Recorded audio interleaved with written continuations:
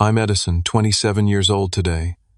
Or at least it was supposed to be my celebration until my parents canceled on me last minute to attend my sister's impromptu date. They always chose her over me, but this time I chose myself. They never expected I'd cancel something much bigger than a birthday dinner. Their mortgage payment was just the beginning. I canceled everything they took for granted. Before I tell you how I ended up canceling my parents' financial security, let me know where you're watching from in the comments below, and hit that subscribe button if you've ever felt like the forgotten child in your sprive. Family. Growing up in a modest suburban home in Connecticut, I was always reminded that family comes first. Except in our household, that motto came with an unspoken amendment. Sophia comes first, then family. Then maybe Edison if there's time left over. My sister Sophia is 2 years younger than me, but she might as well have been wearing a crown since the day she was born. When Sophia wanted ballet lessons, my parents found the money. When I wanted computer programming classes, I was told to use the free resources at the library. When Sophia needed a car for college, my parents co-signed her loan. When I needed transportation, I took the bus until I saved enough from my part-time jobs to buy a used Honda with 200,000 miles on it. Don't get me wrong, I love my sister. She's vibrant, social, and has the kind of personality that lights up a room. I'm more reserved, analytical, and prefer smaller gatherings to big parties. But the disparity in how we were treated wasn't about our personalities. It was about my parents' inexplicable preference. Despite the unbalanced dynamics, I excelled in school. Computers made sense to me in a way people sometimes didn't. I graduated with honors, earned a scholarship to a state university, and worked my way through college doing freelance coding projects. By 23, I had landed a job at a tech startup that valued my skills. By 25, I was making 6 figures as a senior software engineer. My financial success came at a time when my parents were struggling. The economic downturn hit them hard. Dad's construction business suffered, and Mom's part-time work at a florist couldn't compensate. They fell behind on bills, and their mortgage became a monthly source of anxiety. When they called me, voice trembling about possibly losing the house I grew up in, I didn't hesitate. I set up an automatic payment for their mortgage, $2,400 every month, directly from my account to their mortgage company. I didn't tell them it was automatic. They thought I was manually sending it each month, which made them call with gratitude regularly. That was 3 years ago. Sophia, meanwhile, jumped from job to job, relationship to relationship. She had a degree in communications but couldn't seem to find her passion. She lived in a nice apartment that our parents helped her furnish. Whenever she was short on rent, they would ask me if I could loan her money. Those loans were never repaid, but I accepted that as the cost of family peace. My relationship with Sophia was complicated. We didn't fight, but we weren't close. She'd call when she needed something or during family gatherings. She knew I was helping our parents financially, but treated it as if it was simply my duty, as the successful one. Through all of this, my birthdays remained modest affairs. Some years they were forgotten entirely amidst Sophia's dramas or needs. Last year my birthday dinner was postponed because Sophia had a bad breakup and needed family support. I understood and rescheduled. That dinner was eventually canceled too when Sophia got tickets to a concert and Mom and Dad wanted to drive her there. This year was supposed to be different. I turned 27 on a Saturday. No work conflicts, no excuses. I booked a reservation at Riverside, an upscale restaurant overlooking the water 3 months in advance. I invited my parents, Sophia, my best friend Marco, and a few close colleagues. Everyone confirmed. I was finally going to celebrate properly, not extravagantly but with dignity and the people who mattered to me. I even hired a small jazz trio to play during our dinner, knowing my dad loved jazz.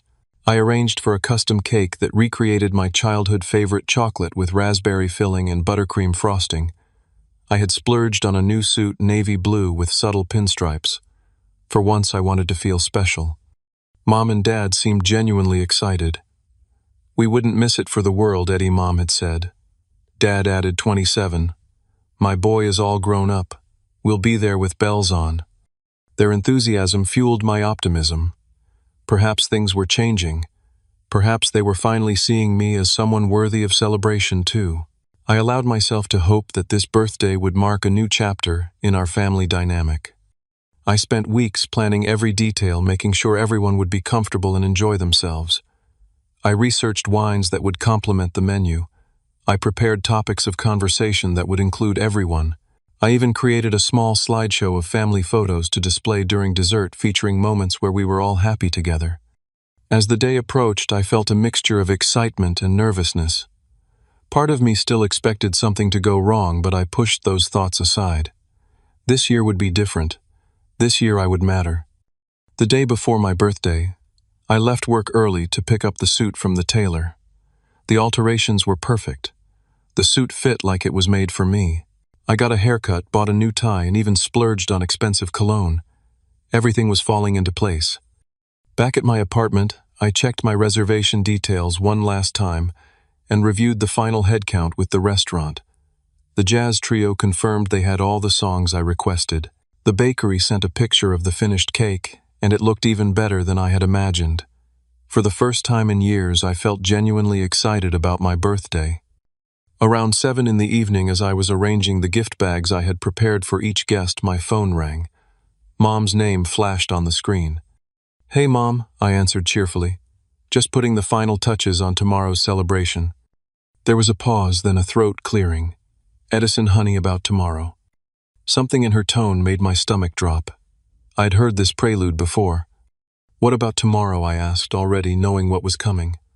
"Well, something's come up with Sophia. She has a date tomorrow night with Trevor Hampton. You know, from the Hampton family that owns those car dealerships. This could be really important for her future." Trevor Hampton. I knew the family name from local advertisements. They were wealthy, influential people in our town. The kind of connection Sophia would value. "Mom," I said slowly, "tomorrow is my birthday dinner. We've had this planned for months." "I know, sweetheart, and we feel terrible. But this opportunity for Sophia just came up today. Trevor called her out of the blue. He's only in town for the weekend. So Sophia is canceling on my birthday dinner for a last-minute date," I clarified, my voice tight. "Well, not just Sophia. Your father and I need to be there too. Trevor's parents invited us all to join them at La Maison for dinner. It's important that we make a good impression. You understand, right? This could be a real turning point for your sister." La Maison, the most expensive restaurant in town. The irony wasn't lost on me that they were canceling my carefully planned dinner at Riverside to attend a more extravagant meal elsewhere. "What about my birthday, Mom? The reservation, the jazz trio, the custom cake, everything's paid for and confirmed." "Oh, Edison," she sighed as if I was being unreasonable. "You can celebrate your birthday any time. You're 27, not 7. This thing with Trevor could affect Sophia's whole future. She really likes him, and his family is very well connected." The familiar sting of being secondary pierced through me. My birthday could be rescheduled, but Sophia's impromptu date with a rich guy was unmovable. "Did you consider that this might be important to me?" I asked, struggling to keep my voice steady. "Of course it's important, honey. And we'll make it up to you next weekend, I promise. We'll do something even nicer." Next weekend. Always pushed to another time, another day that was more convenient for everyone else. I'd heard this promise before. "Edison, are you still there?" "Yes," I replied flatly. "Don't be upset, sweetie. Sophia really needs this opportunity. And you're always so understanding. That's what we love about you. You're our rock." Their rock. Their financial support. Their reliable son, who would always understand when he was passed over for Sophia. "Fine," I said finally. "Have a good time tomorrow." "Thank you for understanding, Edison. That's why you're so special. We'll call you tomorrow. Okay? Love you." The call ended, and I stood in my silent apartment, surrounded by the gift bags I'd prepared. One for Mom, a delicate silver bracelet with her birthstone. One for Dad, vintage jazz records I'd hunted down for months. One for Sophia, a personalized leather journal with her name embossed in gold. I called the restaurant to reduce the reservation from 6 people to 2. Marco would still come. He knew my family history and would understand. I called the bakery to see if they could reduce the size of the cake, but it was too late. I called the jazz trio and paid them their full fee despite the change of plans. As I made these adjustments, I felt something shift inside me. The sadness was still there, but underneath it was a growing sense of clarity. This wasn't a one-time occurrence or an unfortunate coincidence. This was a pattern that had defined my entire relationship with my family. I sat on my couch, staring at the wall as the reality sank in. Nothing had changed since childhood.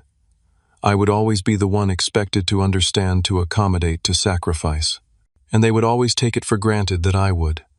The worst part wasn't even the cancellation itself. It was the assumption in my mother's voice that of course I would understand.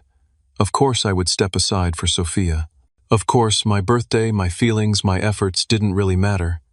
For the first time I allowed myself to truly feel the weight of all the disappointments, all the times I'd been sidelined for Sophia. The pain that had been building for years crystallized into something sharper, clearer. This wasn't just about a birthday dinner. This was about my place in my family, about my worth in their eyes. I went to bed that night with the gift bag still sitting on my coffee table, silent reminders of my perpetual position as an afterthought. The pattern started early. When I was 8, my birthday party was scaled down because Sophia had a dance recital the same weekend. By 10, I learned not to expect much. My birthdays were quick affairs, often overshadowed by Sophia's activities or needs. My 16th birthday, traditionally, a milestone, was barely acknowledged because Sophia, then 14, had made it to regional finals in a beauty pageant. College acceptance was another telling moment. When my Stanford acceptance letter arrived, there was brief congratulations before conversation shifted to Sophia's upcoming prom. When Sophia got accepted to our state university with a partial scholarship, our parents threw a party and invited the extended family. Financial sacrifices began early too. I started working at 16, saving for college. My parents encouraged this independence. "You're so responsible, Edison. Not like your sister. She needs more guidance." This guidance translated to financial support that was never equally available to me. After college, the pattern evolved rather than disappeared. When I got my first apartment, I furnished it with second-hand items and gradually saved for better pieces. When Sophia moved into her first place, our parents helped her buy new furniture, citing her need to make the right impression in her social circles. The mortgage arrangement began during a family dinner 3 years ago. Dad looked unusually stressed, barely touching his food. Mom kept giving him worried glances. "Everything okay?" I asked. After an uncomfortable silence, Dad admitted they were 3 months behind on their mortgage. The bank had sent a final notice. His construction business had lost several contracts, and they'd been using credit cards to stay afloat. "We might have to sell the house," Mom said tearfully. 30 years of memories. The family home. The place where, despite everything, I still felt connected to my roots. The thought of strangers living there, or worse, the bank repossessing it, was unbearable. "How much is the monthly payment?" I asked. $2,400. Dad said, his voice heavy with defeat. "We've tried refinancing, but our credit scores have taken a hit." That night I set up the automatic payment from my account. I didn't make a big show of it, just told them I would help out until they got back on their feet. Their gratitude seemed genuine, tearful even. For the first few months they called before each payment, checking if I was still okay with helping. Then the calls became less frequent. By the 6-month mark, the mortgage payment had become an unspoken expectation.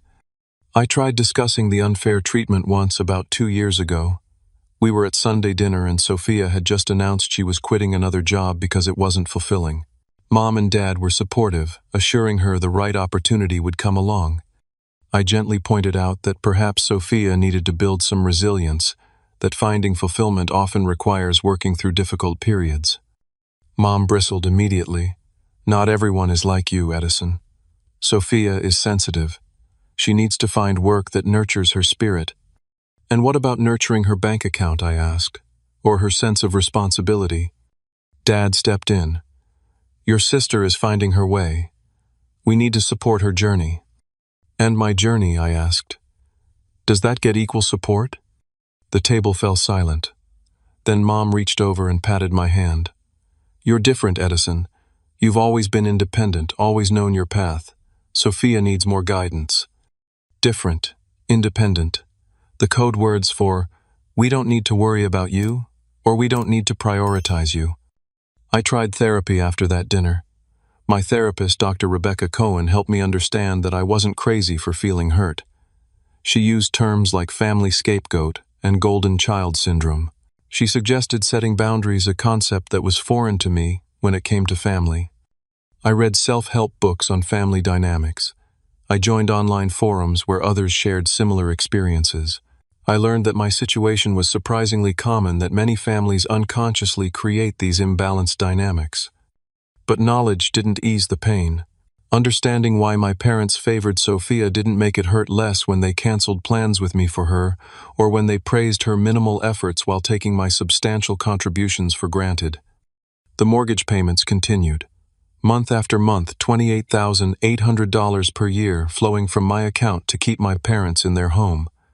I never mentioned it, never used it as leverage. It was my way of showing love, even when that love wasn't equally returned. In addition to the mortgage, there were other financial supports. When Dad needed a new work truck, I co-signed the loan. When Mom wanted to start a small garden business, I provided the startup funds. When their roof leaked, I paid for the repairs. Meanwhile, Sophia's financial emergencies continued. An unexpected car repair, a security deposit for a new apartment after a fallout with a roommate, a professional wardrobe for a job she kept for 3 months. Each time my parents would call explaining why Sophia needed help, how this would be the thing that finally got her on track. And each time I transferred the money, telling myself I was helping my family. But in quieter moments, I wondered if I was enabling a dysfunctional system, one that would never change as long as I kept supporting it. The morning of my 27th birthday, I woke up alone in my apartment. No calls yet, no texts. Just the echo of yesterday's cancellation still ringing in my ears. As I made coffee, I scrolled through my bank app, looking at the recurring payment scheduled for next week. Family mortgage, I had labeled it. $2,400. Month after month, year after year. A constant withdrawal from my account that mirrored the emotional withdrawals my family made from me. Always taking, rarely replenishing. The payment was scheduled for 5 days from now. As I stared at the screen, something inside me began to shift. A quiet voice that had been whispering for years was finally getting louder. Maybe it was time to listen. My actual birthday passed quietly.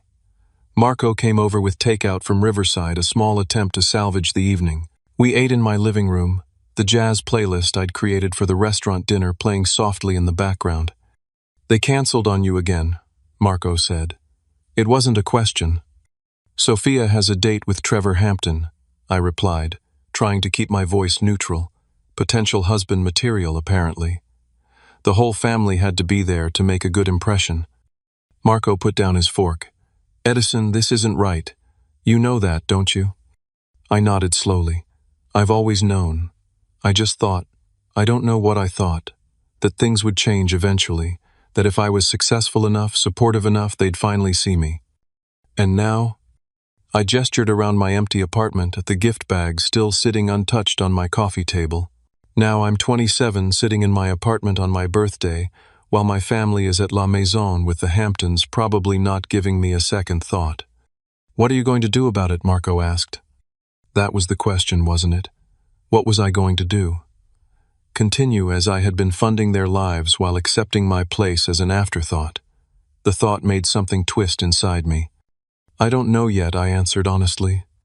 After Marco left, I sat alone with my thoughts. The apartment felt too quiet, too empty. I opened my laptop and pulled up my banking information, staring at the list of payments to my parents' mortgage company.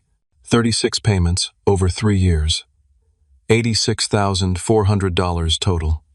What had I received in return? Occasional gratitude that faded as the payments became expected. My sister continued to be the priority. My birthday dinner could be canceled without real consideration. I thought about what Dr. Cohen had said during our last session. Boundaries aren't about controlling others. They're about clarifying what you will and won't accept in your life. What was I willing to accept? The question rattled around in my mind as I clicked through my bank statements, looking at all the ways I'd financially supported my family while receiving little emotional support in return. Around midnight, I called Marco. "I think I'm going to stop paying their mortgage," I said when he answered. Silence on the other end then. "That's a big move, Edison. Are you sure?" "No," I admitted. "But I keep thinking about today, about all the birthdays and special moments that were pushed aside for Sophia, about how they take it for granted that I'll keep paying their mortgage while they cancel on me to attend her date. I can't do it anymore." "What are you afraid will happen if you stop?" Marco asked, his voice gentle. "That they'll be angry, that they'll lose the house, that they'll cut me off emotionally. Are they really providing you with emotional support now?" The question hit me hard. Were they? The occasional phone call, the family dinners where Sophia was the focus, the birthdays that could be rescheduled or forgotten. Was that emotional support? "I'm afraid they'll confirm what I've always suspected," I said finally. "That I only matter to them because of what I provide, not who I am. And if that's true, wouldn't you rather know?" Would I? The question kept me awake most of the night. By morning, exhaustion had cleared away the last of my hesitation. I knew what I needed to do. I sat at my desk and pulled up my banking app. The recurring payment was there, scheduled for 5 days from now. My finger hovered over the Cancel Recurring Payment button. Was I really going to do this? Cut off the financial support that had been a constant for 3 years, the support that in my mind had been my way of proving my worth to my family. I thought of my mother's voice on the phone. "You can celebrate your birthday any time." The casual dismissal of something important to me. The assumption that I would understand, accommodate, step aside for Sophia. Always for Sophia. Before I could second-guess myself, I pressed the button. A confirmation dialogue appeared. "Are you sure you want to cancel this recurring payment?" I clicked yes. Just like that, it was done. The lifeline I had been providing to my parents was severed. The mortgage payment would not go through next week. A wave of anxiety washed over me immediately. What had I done? Should I reverse it? Set up the payment again? I took a deep breath and closed the laptop. This was necessary. This was a boundary I needed to set. For once, I needed to prioritize my own emotional well-being over my family's financial comfort. I spent the rest of the day in a state of nervous anticipation. Part of me expected an immediate call from my parents, as if they would somehow sense what I had done, but no call came. They didn't even text to wish me a happy birthday. By evening, my anxiety had begun to transform into something else: resolve. I hadn't just canceled a payment. I had taken the first step toward changing a deeply ingrained family dynamic. I texted Marco I did it. Canceled the mortgage payment. His reply came quickly. "Proud of you, E. It won't be easy, but it's the right move. I'm here whatever happens." That night I slept better than I had in months, perhaps years. The weight of expectation of always being the responsible one, the provider, had lifted slightly. For the first time in a long time, I felt like I had taken control of my own story. The bank would notify my parents about the failed payment. There would be consequences, conversations, probably conflict. But for now, I had done something for myself. I had said in the only language my family seemed to understand that I mattered too. 5 days passed with no contact from my family. No belated birthday wishes, no mention of how the dinner with the Hamptons went. Just silence, as if I had ceased to exist once I wasn't needed for anything. On the 6th day, my phone exploded with notifications. 3 missed calls from Mom, 2 from Dad, and a text from Sophia. What the hell, Edison? Call Mom and Dad now. I knew what had happened. The mortgage payment had failed to process. The bank had notified them. The moment of reckoning had arrived. I waited an hour before calling back, using the time to center myself. When I finally dialed, Mom answered on the first ring. "Edison, thank goodness. There's been some mistake with the mortgage payment. The bank says it didn't go through. Can you fix it right away? They're charging a late fee." Her voice was high with panic, but there was also an unmistakable tone of expectation. Of course I would fix it. Of course I would make everything right again. "It's not a mistake, Mom," I said calmly. "I canceled the automatic payment." Silence on the other end. Then you. "What? Why would you do that?" Because I've decided I'm not paying your mortgage anymore. Edison, this isn't funny. We rely on that money. You know we can't make the payment on our own right now. I know, I said. That's been the arrangement for 3 years. I pay your mortgage, and in return I'm treated as an afterthought in the family. What are you talking about? Is this about your birthday dinner? We explained why we had to reschedule. Sophia had that important date. It's not just about the dinner, Mom. It's about years of being pushed aside for Sophia. It's about my birthday being canceled without a second thought, while you all went to La Maison with the Hamptons. So this island. What revenge? You're punishing us because you're jealous of your sister. Her response stung, but I held firm. This isn't revenge or jealousy. This is me setting a boundary. I'm not going to keep financially supporting a family that doesn't emotionally support me. I can't believe what I'm hearing. After everything we've done for you. What exactly have you done for me, Mom?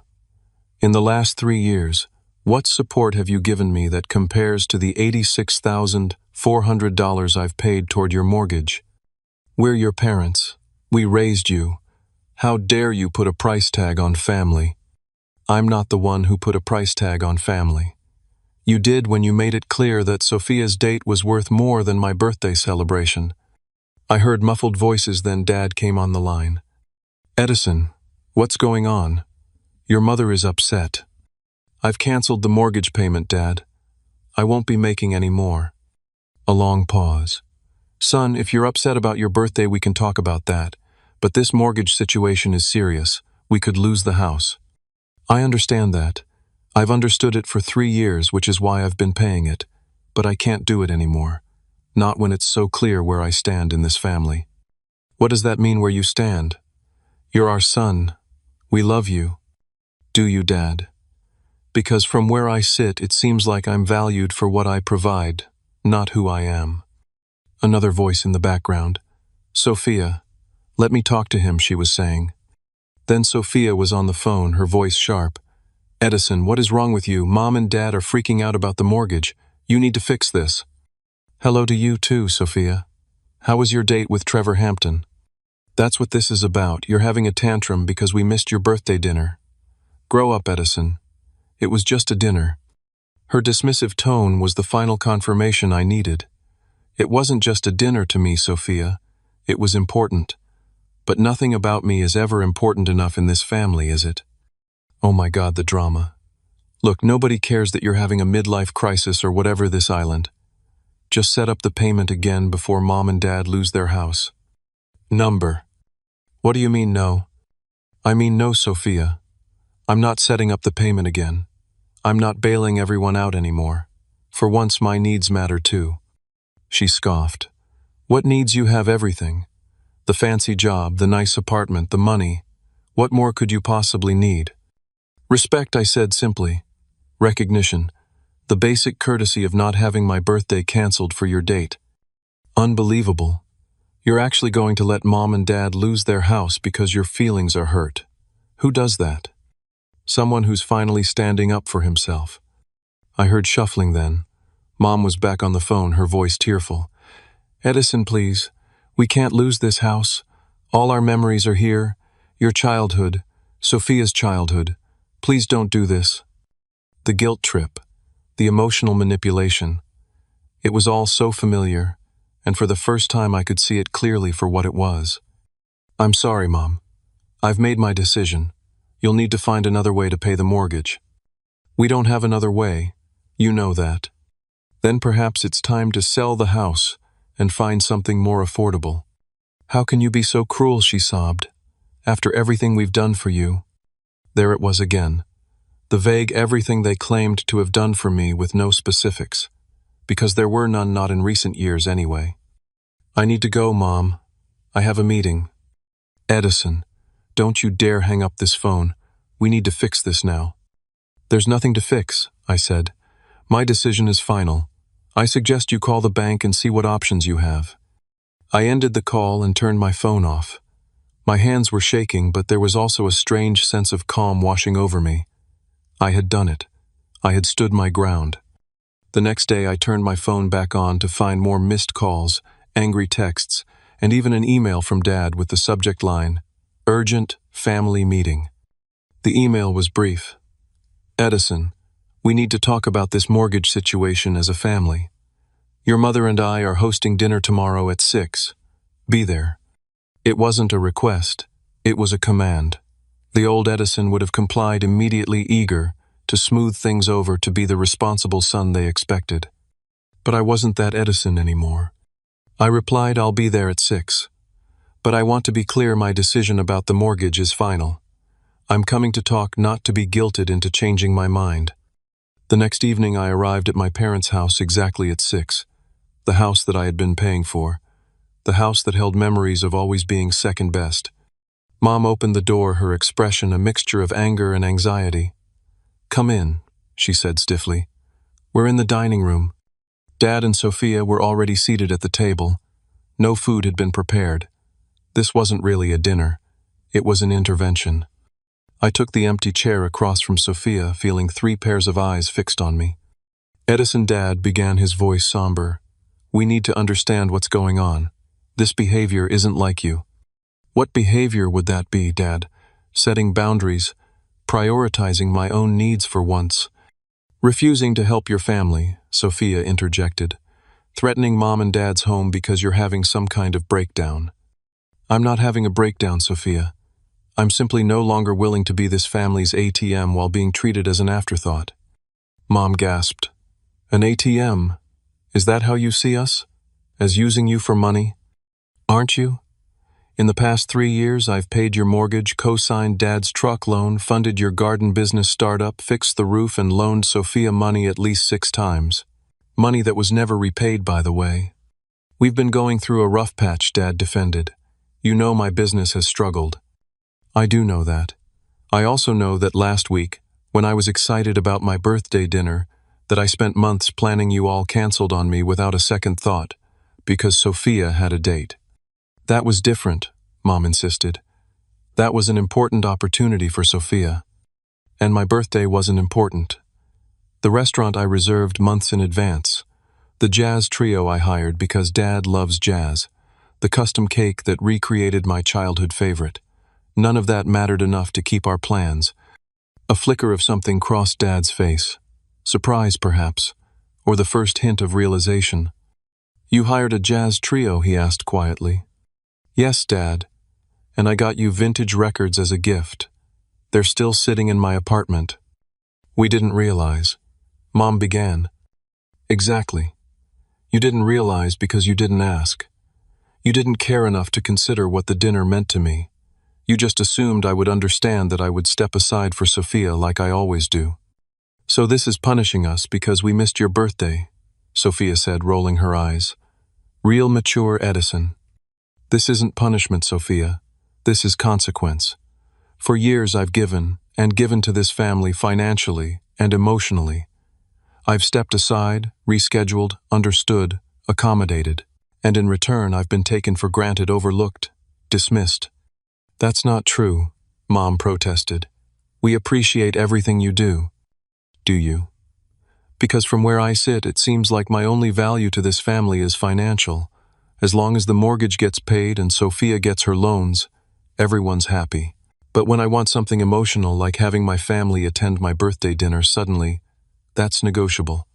Dad shifted uncomfortably in his chair. "Son, we love you. Not because of what you provide, but because you're our son." "Then why don't you show it, Dad? Why is Sophia's date more important than my birthday? Why is her career confusion more worthy of support than my successes? Why are her needs always prioritized over mine?" The room fell silent. For perhaps the first time, my words seemed to be landing. "We never meant to make you feel less important," Mom said, finally, her voice smaller. "Intention doesn't matter, Mom. Impact does. And the impact has been clear in this family. I come second. Always." Sophia stood up suddenly.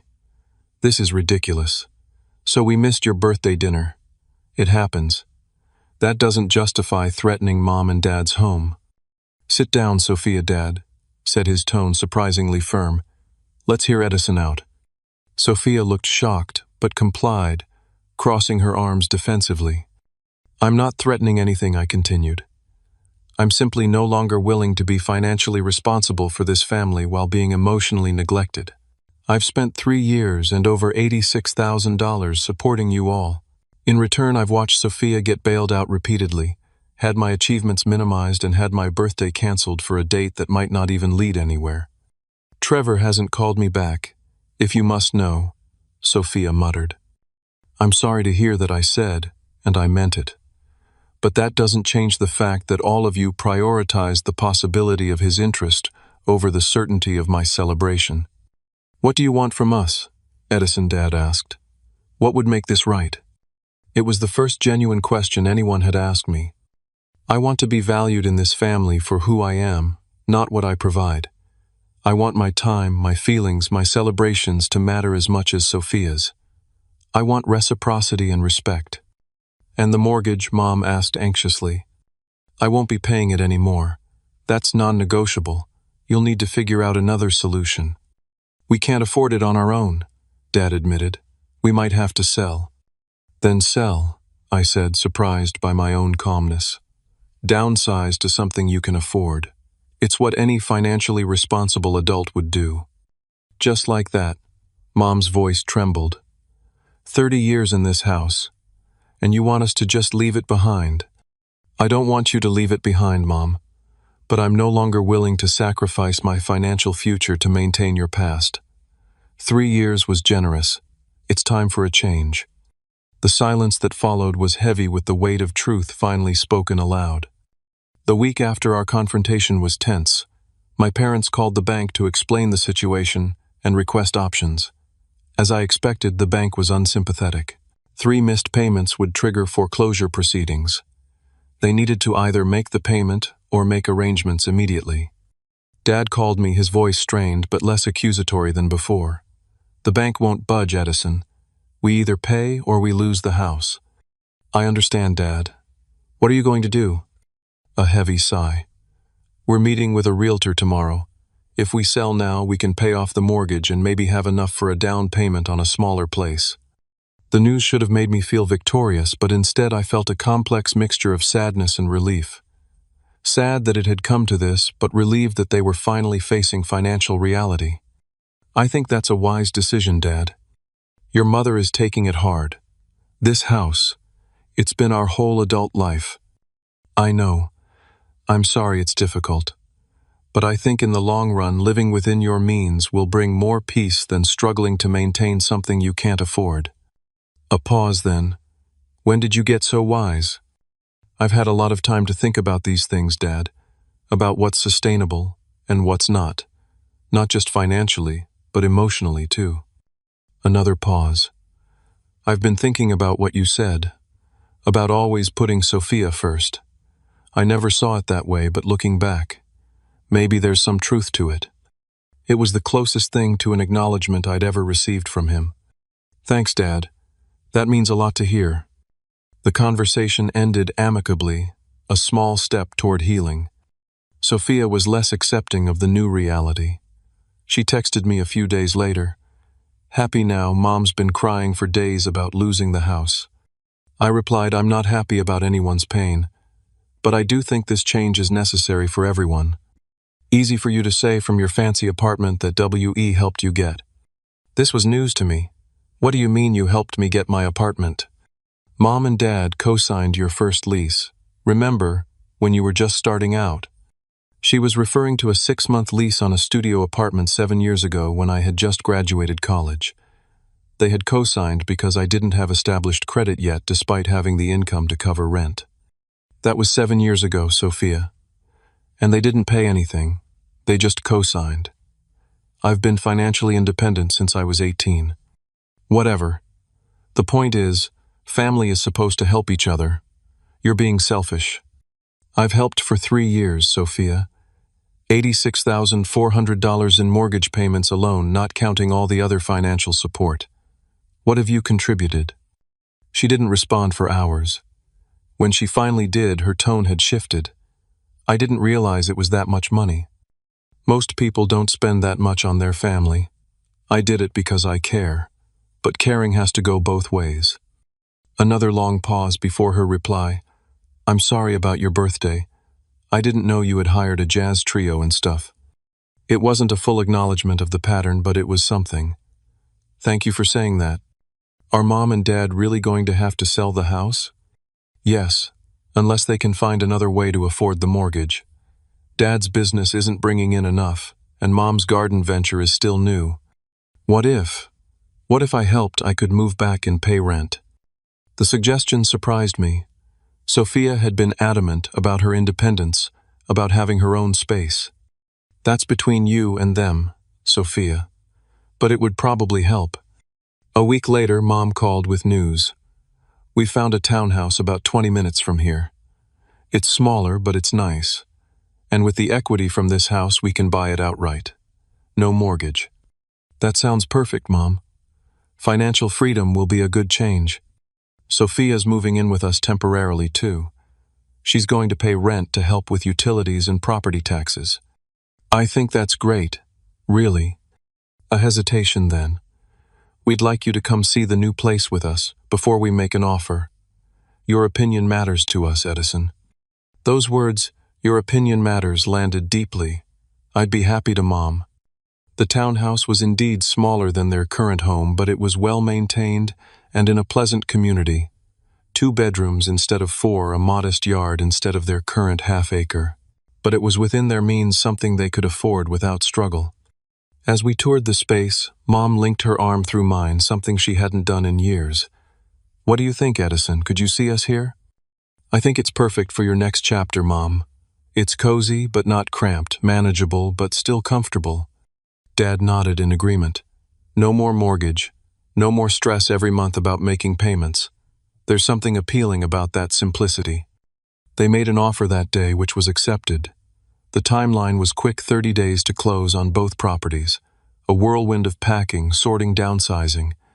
I offered to help with the move, and to my surprise they accepted gratefully rather than expectantly. The dynamic was shifting subtly but noticeably. During the moving process, Dad and I had a moment alone while carrying boxes to the truck. Edison, he said, setting down a heavy box and wiping his brow, I want you to know something. I'm proud of you. Not just for your success, but for standing up for yourself. It couldn't have been easy to confront us like that. It wasn't, I admitted. I was terrified. You forced us to face some hard truths. About our finances, yes, but also about how we've treated you compared to Sophia. I'm not saying we got everything wrong, but we could have done better by you. His words were a balm to years of hurt.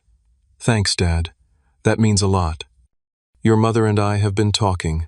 We want to do better. Be more aware of the balance between you and your sister. It might take time for old habits to change, but we're trying. I nodded, feeling a cautious optimism. That's all I can ask for. The day they moved into the townhouse, I brought a housewarming gift, a small jazz record player for the living room, along with the vintage records I had originally bought for Dad's birthday gift. Mom cried when she opened it. Oh, Edison, it's perfect. As Dad set up the record player, Sophia approached me awkwardly. I got you something too, she said, handing me a small wrapped package. Inside was a belated birthday card and a gift certificate to Riverside, the restaurant where my canceled dinner was supposed to be held. I thought maybe we could go sometime, she said, not quite meeting my eyes. Just us, to talk and stuff. It was a small gesture, but a meaningful one. I'd like that, Sophia. Thank you. That evening, as we sat in their new living room, smaller but somehow warmer than the old house had been, Dad put on one of the jazz records. The familiar notes filled the space, creating a moment of peace after weeks of tension.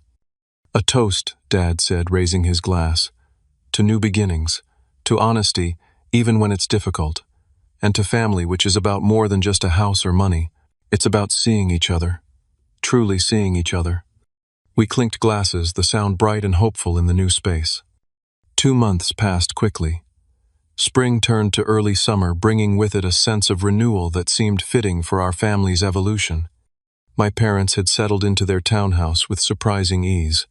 Without the burden of the mortgage, they seemed lighter, more present. Dad's business had picked up slightly, and Mom's garden venture was gaining local clients. They weren't wealthy, but they were managing on their own, which seemed to give them a newfound pride. Sophia had indeed moved in with them, temporarily paying rent as promised. The arrangement had created an unexpected maturity in her. She had found a job at a marketing firm and was sticking with it, coming home with stories about projects and colleagues rather than complaints about being unappreciated. As for me, I had continued my therapy sessions with Dr. Cohen, working through the complex emotions that had surfaced during the confrontation and its aftermath. Guilt still crept in occasionally, but it was less overwhelming now, balanced by a growing sense of self-worth. The most significant change came 6 weeks after the move. My parents called and invited me to dinner at their townhouse. "We want to celebrate your birthday properly," Mom said. "We know it's late, but it's important to us." When I arrived, I was surprised to find their small dining room decorated with tasteful birthday banners. A chocolate cake with raspberry filling and buttercream frosting sat on the counter, almost identical to the one I had ordered for my canceled celebration. "We asked the bakery to recreate it," Dad explained, seeing my surprise. "From your description." Dinner was simple but thoughtful. All my favorite foods prepared with care. No jazz trio, but Dad had created a playlist of jazz standards that played softly in the background. After dinner, Mom brought out a small wrapped box. "This isn't much, but we wanted you to have something meaningful." Inside was a vintage watch that had belonged to my grandfather. "Dad always said this would be yours someday," Mom explained. We thought, "Why wait? You should have it now." The watch was beautiful, a classic timepiece with sentimental value that far outweighed any monetary worth. I don't know what to say. I managed, genuinely moved. "You don't need to say anything," Dad replied. "Just know that we're sorry, Edison. Sorry for the times we've made you feel less important, less valued. You deserve better from us." "We can't change the past," Mom added, "but we can work on the future, being more mindful, more equal in how we treat you and Sophia." Speaking of Sophia, she had been unusually quiet during dinner. Now she pushed a card across the table to me. "I got you something too." Inside the card was a handwritten note. "Edison, I've been thinking a lot about what you said, about how I've been the favorite all these years. I never saw it that way before, but looking back, I can see you were right. I'm sorry for taking you for granted and for not appreciating all you've done. I'm working on being more self-sufficient and less selfish. Thank you for the wake-up call, even though it was hard to hear. Love, Sophia." Attached to the card was a check for $1,000. "It's not much compared to what you've given me," she said, "but it's a start. I'm going to pay back all those loans eventually." The gesture, more than the money itself, represented a significant shift in our relationship. "Thank you," I said, looking at each of them in turn. "This means more than you know." As we ate cake and talked, I realized something had fundamentally changed in our family dynamic.